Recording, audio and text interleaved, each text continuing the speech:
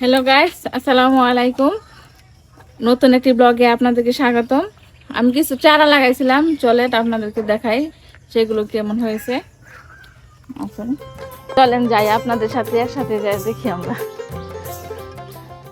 এখানে আবার কিছু ডালিম গাছ চারা লাগাইছিলাম, দেখেন এটা বয়স বেশি দিন হয় নাই, মনে হয় 6-7 মাস মনে হয় হয়েছে, এটা বয়স বেশি দিন হয় নাই।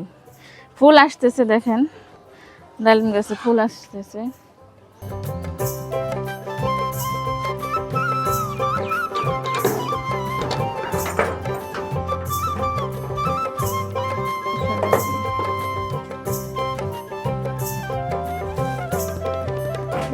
এই লেবু গাছটা এই জায়গা থেকে কাটা দিতে হইব, না আসা যাওয়ায় পায়ে বাজে, কাটা লাগে পায়ে। এখানে কেদা পানি দিছি তো, এই জন্য মানে মাটির ভিজা কেদা হয়ে গেছে। চলেন আপনাদেরকে দেখাই আমার গাছ। এই দেখেন, এটা কি বলেন আপনারা? নটকন বলি আপনারা, নটকন গাছ। এখানে দেখেন কত সুন্দর, দেখেন কত নটকন হয়েছে। আল্লাহ দেখেন, আল্লাহ কি রহমত, দেখছেন। পুষ্টি লাগাইছাল না? খাবো। তুমি খাবা? খাও শোনো, দেখছেন।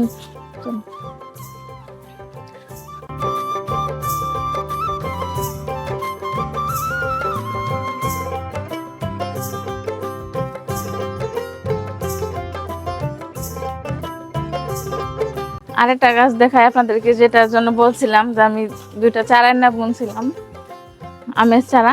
দেখেন মাশাআল্লাহ, দেখেন মাশাআল্লাহ কত বড় হয়েছে, দেখছেন? 1 কেজি হইবে এক একটা, মনে হয় ওজন।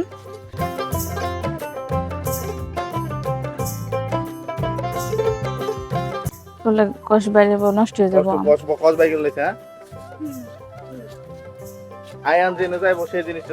আমার ছেলে অনেক দুষ্ট, আপনাদেরকে আমি আগে বলেছি, যেখানে যাই সেখানে শুধু একটা মানে অকাজ করে। দেখেন কয়টা আম হয়েছে, 1টা 2টা 3টা 4টা 5টা 6টা না 5টা হয়েছে, না 5টা হয়েছে। দেখেন গাছ উঠবা, রাজা পাতা শুনতেছে। ওরে বাইরে বের করি না, বাইরে বের করে সাদা তো ওই কেদা দিয়া মানে একবার মাখা মাখা করে ফেলায় শরীর, এই জন্য ওরে কোলে রাখতেছি, নিচে নামাই না। ওর নাম হচ্ছে রাজা বাবু। এই দেখেন আরেকটা জিনিস দেখাই আপনাদেরকে, দেখেন কাঁঠাল পাকছে, পাকে নাই তাহলে পচলো কে?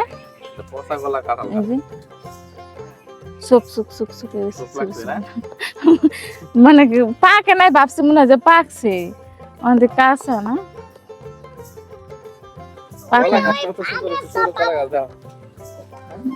একটা সারাই না রাখছিলাম খালাম কইতে থেকে। আচ্ছা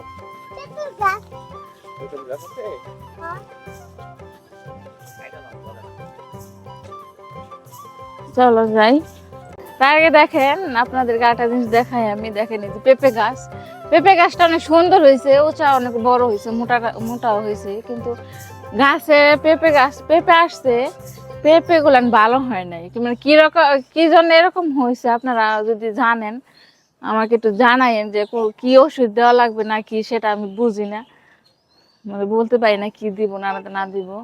আপনারা যদি জানেন আমাকে জানাইন গাছটার কি সমস্যা হয়েছে।